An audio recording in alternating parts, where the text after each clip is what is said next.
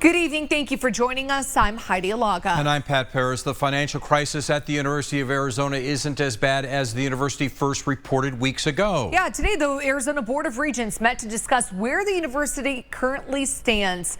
During the 2023 fiscal year, the university had a $140 million deficit, not $240, which was originally reported by the U of A. Since then, they have implemented President Robert Robbins' plans he submitted last month, which includes slowing down the spending, a hiring freeze, and travel restrictions, among other things. And that has helped the university add back $200 million to their cash on hand. This as they come up with a long-term solution.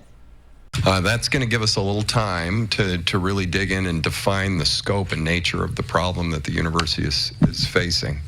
The last thing I want to do is implement a series of solution sets for a problem that we misdiagnose.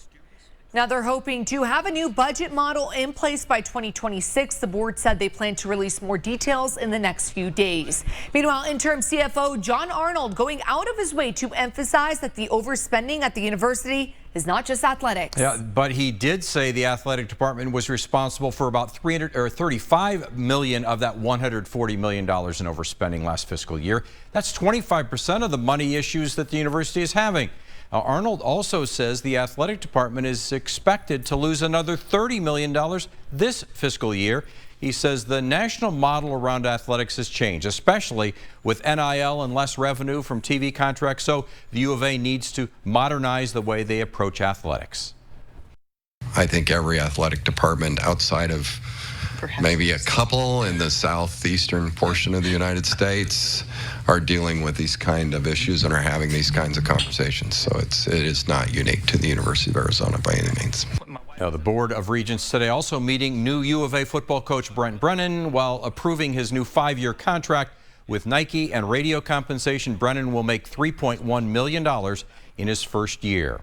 We're also learning more about the departure of athletic director Dave Hickey. He will continue to be paid through the end of his contract, March 31st of 2025.